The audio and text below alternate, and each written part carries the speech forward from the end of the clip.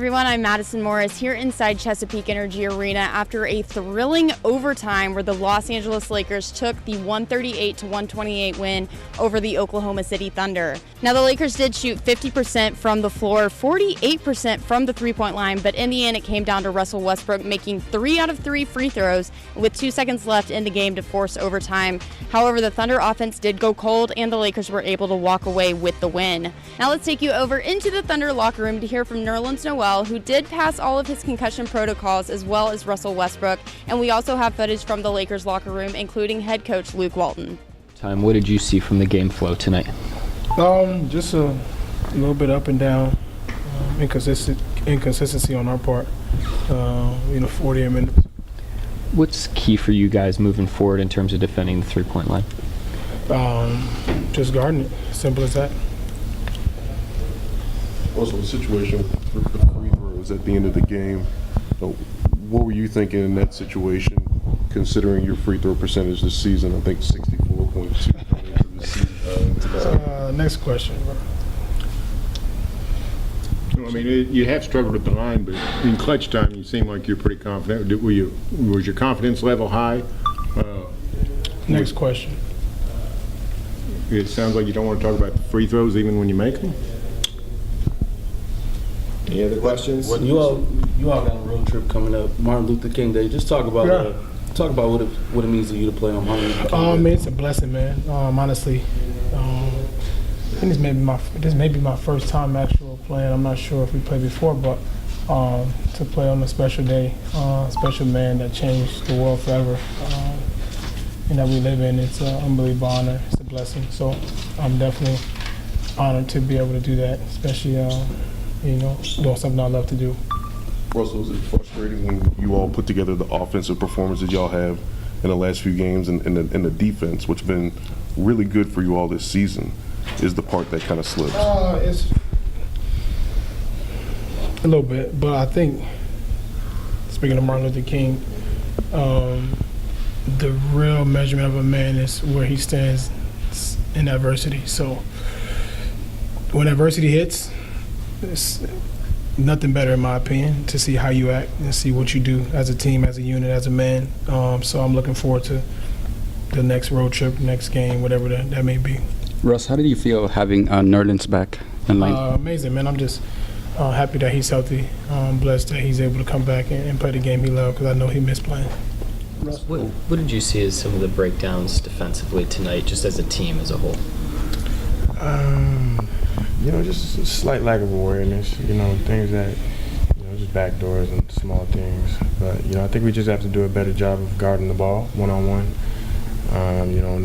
Even, being around the team the last few days, defense has been a, focal point. So regardless of, whatever the lineups are, we have to guard the yard and, making sure teams aren't, getting easy baskets and wide open threes. So it's been a focal point. In that second quarter specifically, that second unit out there, what do you wish you'd done better with guarding the three? So tough. I think about it, too often, even throughout the game. Maybe just switching, because I think I'm able to do that, and that's a strength within my game.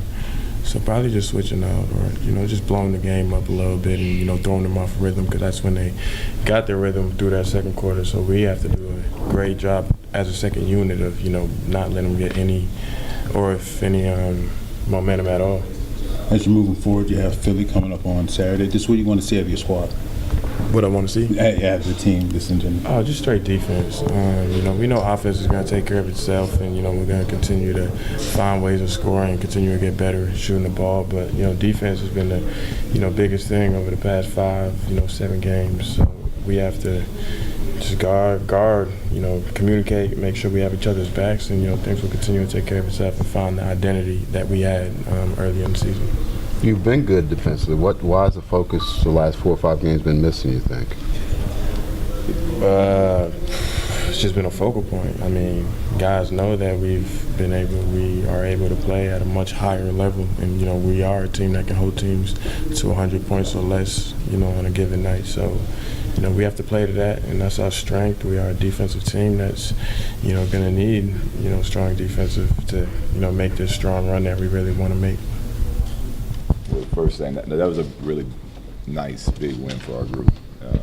We got contributions from everybody, and this is a really hard place to win at. It's a playoff team, and for our guys to just keep coming in and different people making plays is how we have to. It's how we have to compete. It was a slow start, and we still did, the same things wrong we did against them in the first game, where they had way too many second chance points and way too many points off of our turnovers. But really proud of the way our guys just fought, and found a way to win that game. Luke, you used 12 guys, I think, all in the first half. Everybody scored. What were you trying to figure out and put together with rotations before you settled on that young core group to close the game? I was just a little on edge. I think after the first quarter, I felt like we weren't competing hard enough, which is not who we are as a group. So I think I was probably a little trigger happy, a little on edge about when I thought guys were not competing at an acceptable level. So I was going to find people that were ready to get it done. And like I said, everyone did at different times, which is what we want. It's what we talk about as a team. But yeah, we were just looking for groups that could try to, keep the fight going in a building that's really hard to win in. After Westbrook hits the 3 free throws, and how do the team not get deflated heading into overtime and kind of come out and reclaim control of the game? Well, the message was simple. It was, look, how much fun is this? We got 5 minutes of basketball more to play now. We wanted to win, but here we are. We got 5 more minutes. Let's enjoy this. Let's go out and keep doing what we're doing, competing, rebounding the ball, pushing the pace, making plays for each other. And I was impressed because we had a young group out there, and they could have folded to all that was happening really quickly, and it was good to see them stick together and not try to do it by themselves, which is where we have problems in the fourth quarter. What do you make of do it as a team? And I told the group as a whole, without Josh Hart, his hustle, energy, winning basketball plays tonight was, without him, we don't even come close to winning that game. And then Zoo obviously was huge for us too. What do you think of Zoe, given that he fouled Russ in that last minute, kind of coming out, scoring 5 points, setting that tone in that overtime period? Well, we know that Zoe can do it.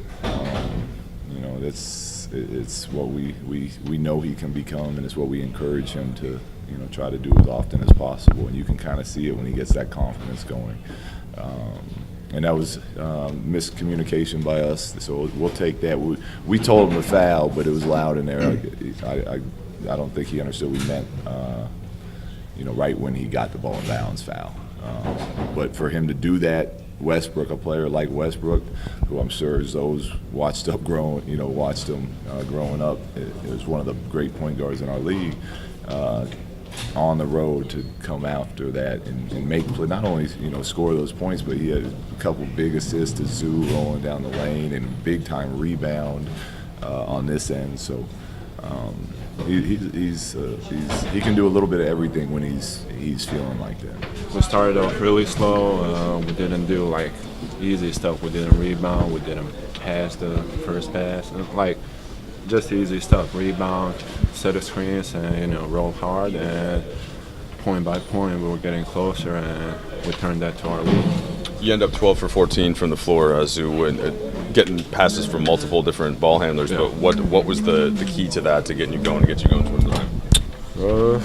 Just rolling hard, trying to find that perfect position, because sometimes they were doubling on the screen, sometimes they were in the drop, sometimes they were at the level. So, I had to find that perfect pocket so I can make it easy for the guys to find me. And when I'm in that perfect pocket, when they give me the ball, it's easy play. Even it's me who's open, or the guy from the corner, defender from the corner steps up, and it's an easy pass for the cutter. There were a couple big plays in overtime. One time Zoe passed to you and you finished. Another time the defense collapsed and you found Ingram. Can you just take me through those, and what were you seeing on those plays? The one on pass to B.I. was my favorite play.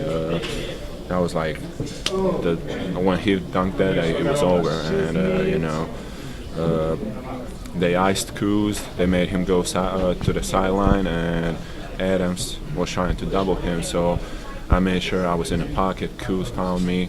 B.I.'s guy stepped up, and B.I. just made a cut, and it was an easy pass. And when he dunked that, I was relieved, and I knew we won the game. So it was my favorite play of the night. Luke was saying that this game could have got away if not for the second unit. Yeah. I mean, as they're building a 17-point lead, what are you guys trying to do on the bench and to prepare yourselves for that? Bench always got to be ready, and we always got to play harder than the first unit. And when we came in, we were down by 17. We all know what was our job. We knew what we got to do, and we stepped up, did a little things, point by point, and we were back. Definitely a confidence booster for us, being down so many bodies and having a lot of struggles with injuries and not closing out games, not playing up to our ability. Kind of really hurt us. But we're a team, and we always preach being together, and tonight was an indicator. What did you think was the key as you started to chip away after they had built that 17-point lead in the first quarter? Just staying together, sticking to the game plan. We knew that OKC is a struggling three-point shooting team from stat-wise, and they came out and hit some big threes in that first and second quarter, but we just stuck to the game plan and played the percentages and were able to get stops and rebounds. So. How big was Zubac when he came in and just continued to put pressure on the rim and roll and finish? Huge, super huge. He was huge on the battle on the glass, boxing out Steven Adams every time, getting rebounds. He had about 12 of those, and we needed all those. Being able to catch it with pick and roll and get offensive rebounds for us. Zoo was huge. You had your three ball going down tonight. You hit 7. Anything that you felt any differently from the previous couple games, or they just go in? Past couple of days, I've been trying to look at my rookie highlights and to see how I shot the ball and just try to make adjustments. Just trying to this year shoot it and aim it, and I'm really worried about it. But for me, just stay with work ethic and watch film on shots I've made this year and last year. So. But what'd you make of Lonzo kind of to start that overtime after the foul and Westbrook gets the free throws and seems to come back and get you guys going in the OT? Hell of a response for him. Obviously, we could have fouled during that situation. I think we had the foul count, but it's a little bit too late. But for him to come in, not dwell on that, and hit some big time shots and passes in overtime, help win us the game. Josh Hart's right behind you. What did you think of his rebounding tonight and just general energy and effort? Effort was amazing. It really helped us out. He was the key to us winning. Thank you. No problem. How was the self-lacing shoes? How were those? Self-lacing shoes, they were good. Back to my interview, stop playing. Anyways, he was great. I don't want to boost his head up, but every time he plays like that, it gives us a chance to beat anybody in the league. So. Now that's going to wrap it up here from Chesapeake Energy Arena. The Thunder are on the road in Philadelphia to face the 76ers on Saturday with the tip-off set for 2:30. Stay up to date with us on thefranchiseok.com, at Brady Does Sports, and at Madison Morris for all Thunder coverage, and we'll see you next time.